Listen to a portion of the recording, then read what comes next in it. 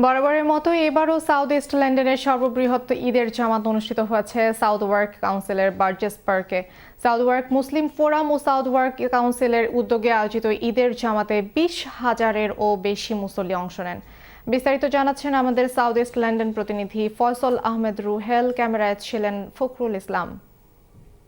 ঈদের সকালে এভাবেই আনন্দ ভরা চিত্তে ঈদ জামাতে সামিল হতে থাকেন মুসল্লিরা। সকাল 10:30 কোটিকায় শুরু হয় জামাত। শেখ ইমাম মুবারক বাসুনুর ইমামতিতে নামাজ আদায় করেন মুসল্লিরা।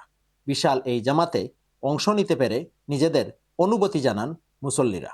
সব এখানে ডিফারেন্ট এথনিসিটি থাকে মাঠে আপনার ঈদ নামাজটা করতাম পারে ফ্যামিলির মাঝে সবার লগে দেখা শোনা হয়। So I came with my family, my mom, my dad, my siblings. We came to pray the Eid prayer, connected. I'm really glad to be here today. I think it's really important to come together to celebrate Eid and nationalities. মেলাতে আসতে পারায় শিশুদের ছিল বাদ ভাঙ্গা আনন্দ। We're gonna pray on our Eid namaz and go play in the park. Play around on the rides and in the park. Eid Mubarak! Eid Mubarak! এত বড় আয়োজন সফল করতে পারায় সবাইকে ধন্যবাদ জানান আয়োজকরা। Yeah, alhamdulillah, it was a great turnover. There was a lot of people here, over like 20,000 people. I couldn't even count. And everything went smoothly. People came together, they prayed their Eid prayer. Eid Mubarak.